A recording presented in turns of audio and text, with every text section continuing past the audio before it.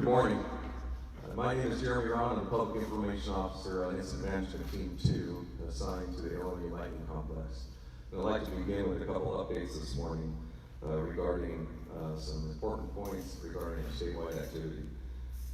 As we have been engaged in these wildfires, we have delivered over 3.3 million gallons of retardant for our aircraft program, as well as 4.6 million gallons of water. So just to give you an idea of what kind of resources we've been doing.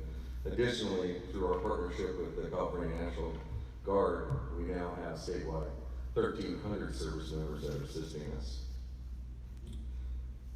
One of the things I wanted to mention real briefly as a tool that you can always use to be prepared in advance of a wildfire, as well as those of you that are returning home after a wildfire, is please go to readyforwildfire.org. We have these informational sheets that are a really good tool to make yourself prepared as well as after returning a wildfire. Here specifically on the LNU Lightning Complex, beginning tomorrow, we will be having a second community public information location set up over in Santa Rosa at the Sonoma Base Camp over on Bennett Valley Road.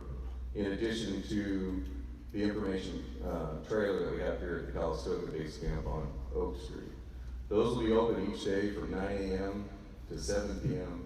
for the community to come, speak with a firefighter, and get specific information as we can relay it.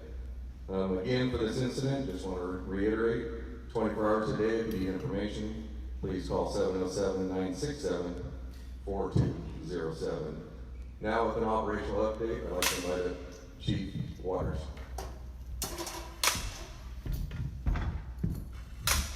Good morning, everybody. Chris Waters, Operations Section Chief on the LNU Lightning Complex with the August 27th operational update. First of all, this is a little orientation. Fire is broken into two major geographic zones. We have the west zone, which is the Pacific Ocean to Sonoma County line. And then we have the east zone, which is from the Sonoma-Napa County line, basically to Interstate 5.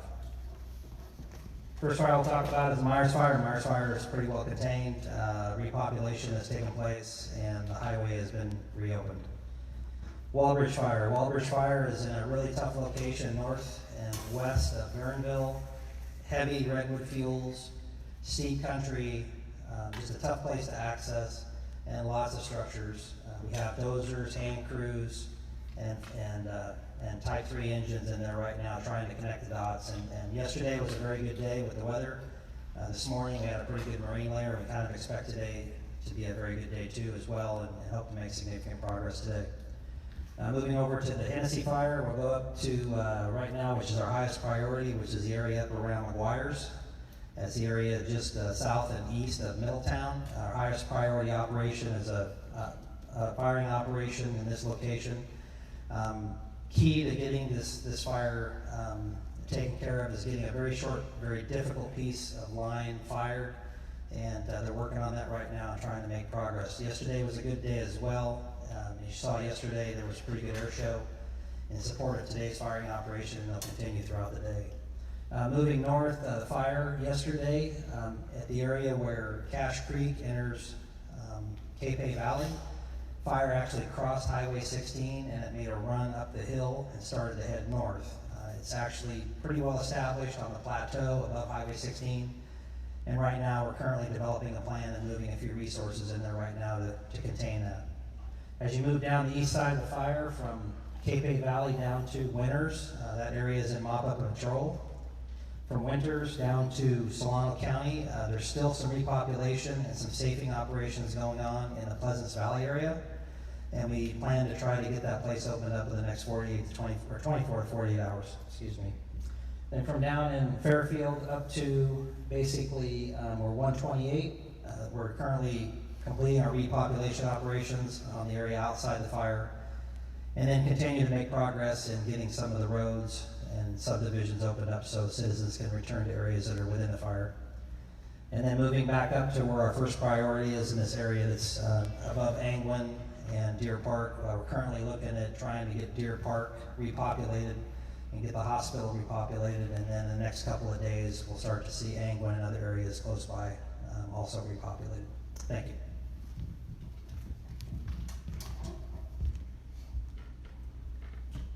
Thank you, Chief. Now we'd like to invite up a couple of our law enforcement partners, Under Sheriff John Crawford, as well as Assistant Sheriff Jim Cohen.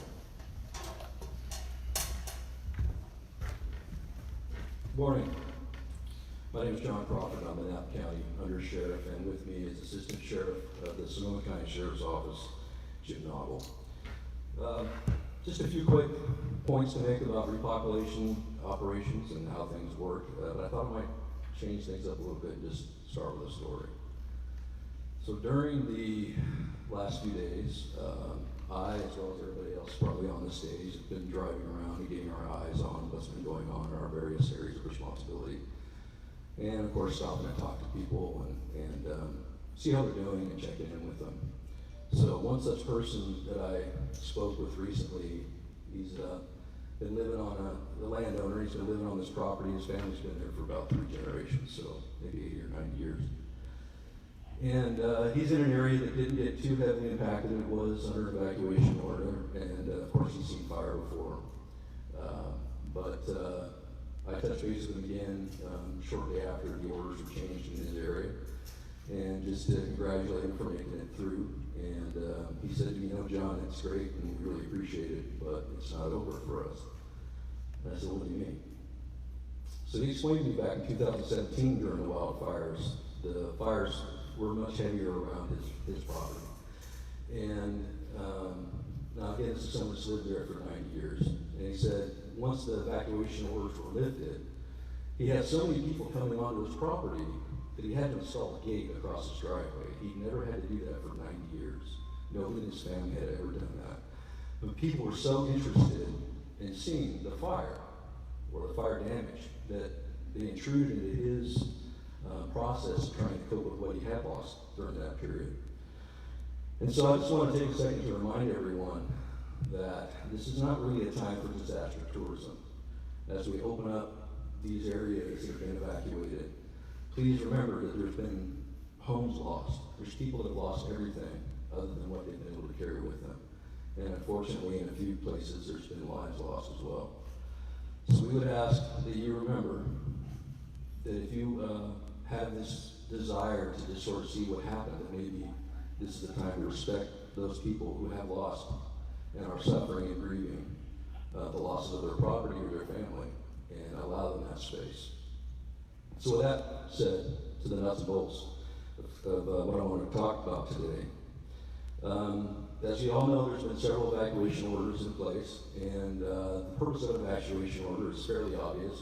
There's an immediate threat to life or property, so we ask you to leave for your own safety and to allow the firefighters to do their job.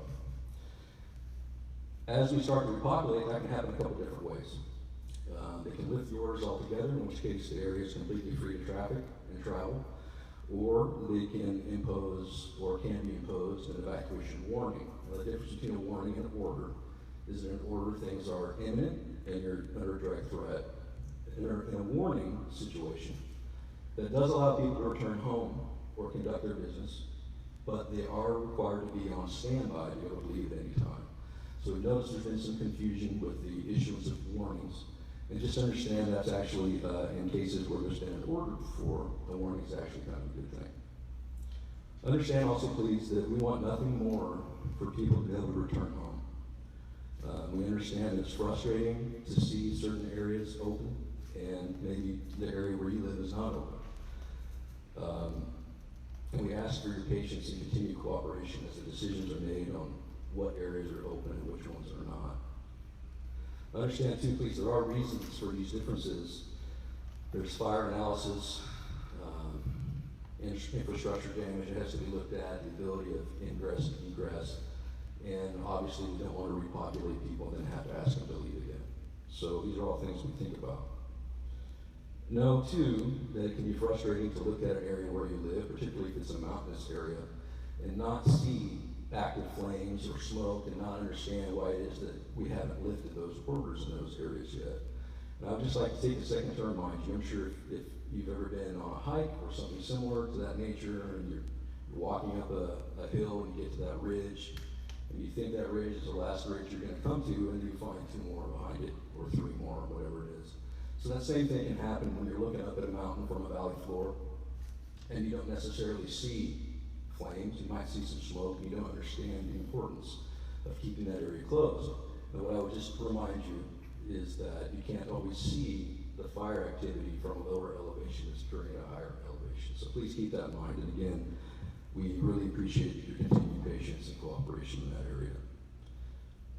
Some things to think about when you return to a repopulated area. Just keep in mind, in areas that are impacted directly by fire, there's still going to be hazards even though it's open.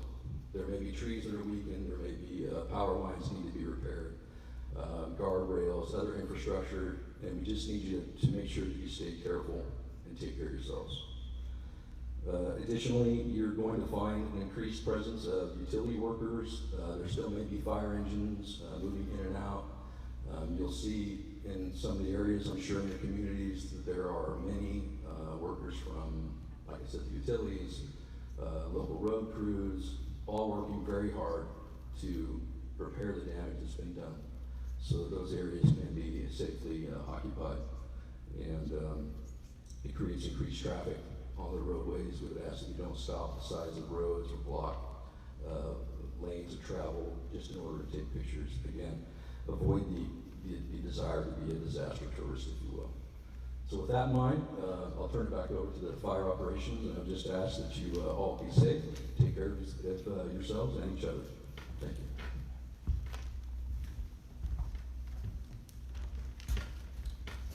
Thank you. Now I'd like to turn it over to our unit chief, Chief Jones, for anything.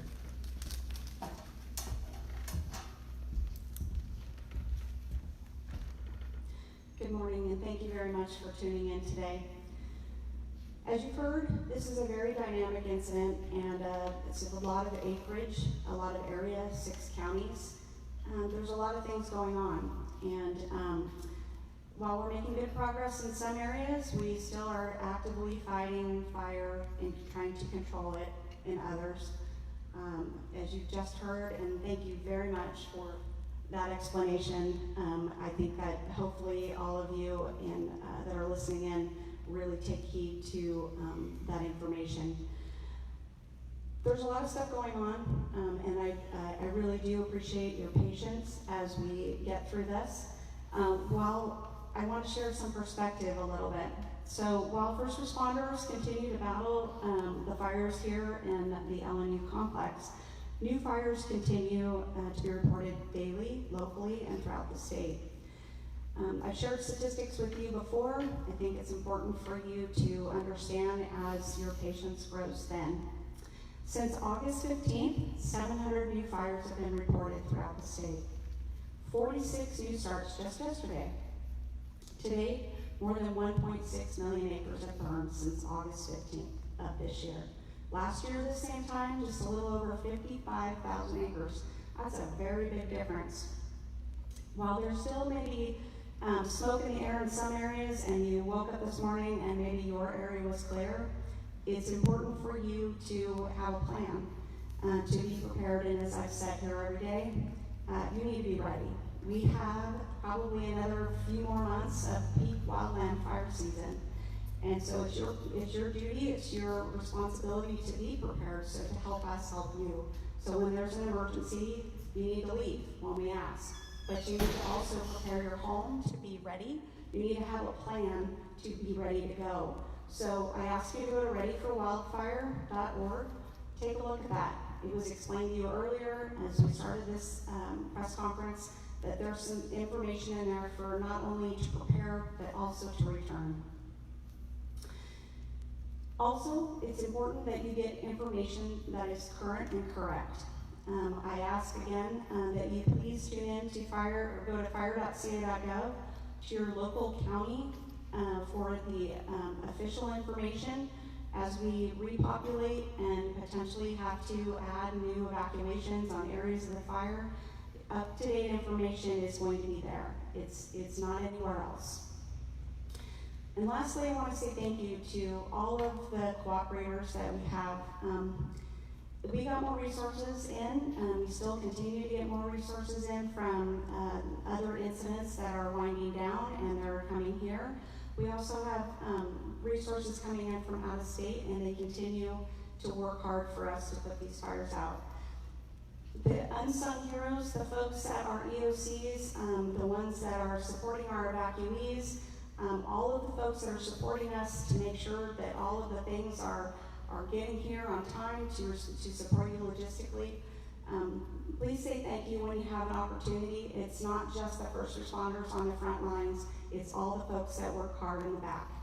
So please have a very safe day and tune in to us for more information as things come up. Thank you.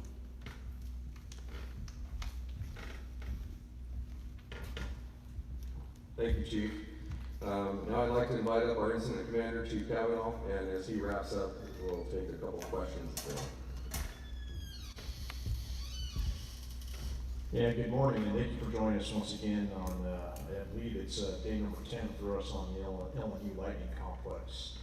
This morning, the entire complex is sitting at 368,868 acres with 33% containment this morning.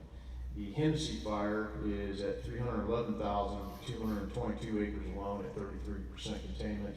The Walbridge fire is 55,353 acres at 19% containment, and the Myers fire is still continuing to stay at 97% containment. So we're looking good over on the Myers fires as we continue every day over there.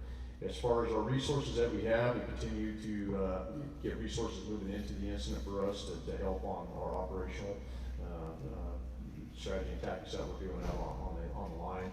Today we're sitting with 292 fire engines, 68 water tenders, 13 helicopters, 24 hand crews, and 68 dozers for a total personnel of 2,292 personnel.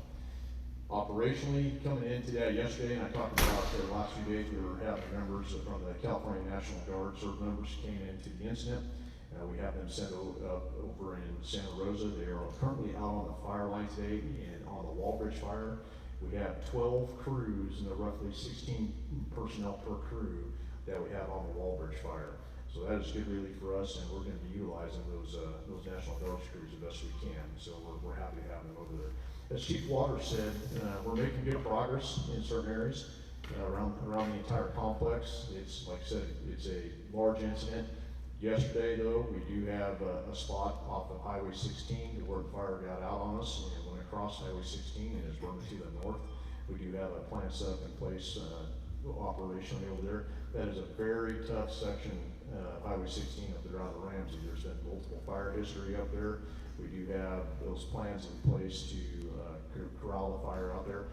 It's probably going to make a little bit of a run over there on us, but we do have plans in place. There's, like I said in the past, there's been multiple fires that we have those operational plans that we can use and utilize, and we have folks that have done that over there.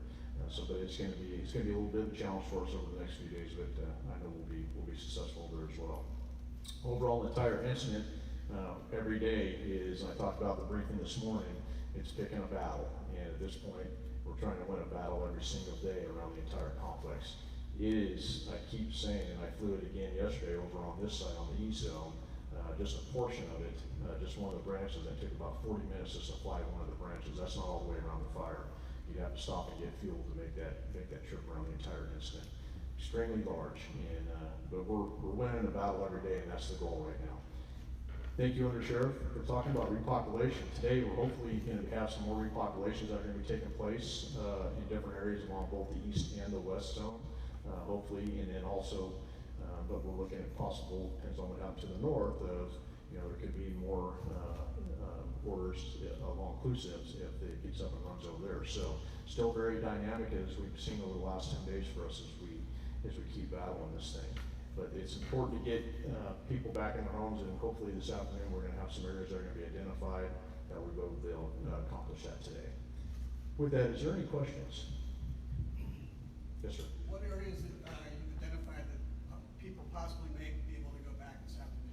So what we're looking at this morning is there's some areas, and we'll get that out here a little bit later, and it's we're looking at hopefully here in the next 24 hours, if we can't do it today, but here in the next 24 hours, We have some areas down here, south of, Deer Park, the, hospital area. We're trying to look at that until we get that reopened. We do have staff that we've allowed back in that area over the last few days to make sure the hospital's up and ready to operate. So we're looking at that area up in there, and then we're looking at some areas up in the Lake County area as well where the impact's not gonna be. As Chief Lawrence said, the priorities right now, we've been doing this, the priorities we have to identify is really around some of the communities and making sure that we have the resources to get those people back in. So we're getting those identified every day, look out, try to get those out, and every single day we can continue to do that. Down in Solano County starting today, we have about a 72-hour plan that's in place working with Solano County to start implementing people back in their homes over a 72-hour period down there as well. So hopefully we'll be getting that out this afternoon. Is there any other questions? Okay, thank you.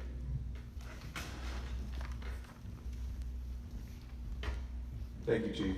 Now we want to make sure and reach out to our entire audience, and now we have a Spanish update with Sergeant Valencia.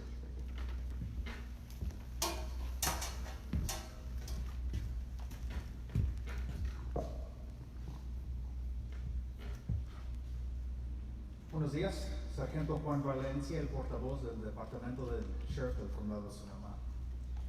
Tengo información de los incendios. El Walbridge ha crecido a más de 55,000 acres con 19% contenido. El incendio Hennessy está a más de 300,000, 11 acres con 33% contenimiento. Todo se está moviendo despacio ahorita por el incendio, so tienen que tener mucha paciencia. Cal Fire continúa luchando el incendio para ganar la pelea. Los servicios públicos y las obras públicas continúan limpiando y haciendo la área segura para la comunidad, para que regresen para atrás a sus casas. Tenemos que también saber que tenemos muchos más bomberos llegando en la área. Tenemos más de 2,000 bomberos. Tenemos bomberos de la Guardia Nacional que también llegaron ayer y van a empezar a trabajar el área del Walbridge para contener el incendio. La cosa es que lo que está pasando ahorita también, lo que estamos mirando, personas están yendo a las áreas donde está el incendio o las áreas que se han quemado y están tomando fotos. La cosa es que tenemos que tener paciencia, tenemos que respetar a las personas que a lo mejor no tienen casas o que perdieron cosas. No queremos turismo en las áreas donde está el incendio o donde pegó el incendio. Les quiero dar muchas gracias a la comunidad que estamos trabajando con ustedes y por la paciencia. Sabemos que quieren regresar a la casa, estamos trabajando juntos con Cal Fire para que regresen lo más pronto. La cosa es que la seguridad de ustedes es primero. Queremos que regresen a la casa, pero queremos que estén bien ahí cuando regresen. Cuídense y gracias. Thank you. This will conclude today's update, and we will have another one tomorrow at 11 a.m. And please have a safe day. Thank you.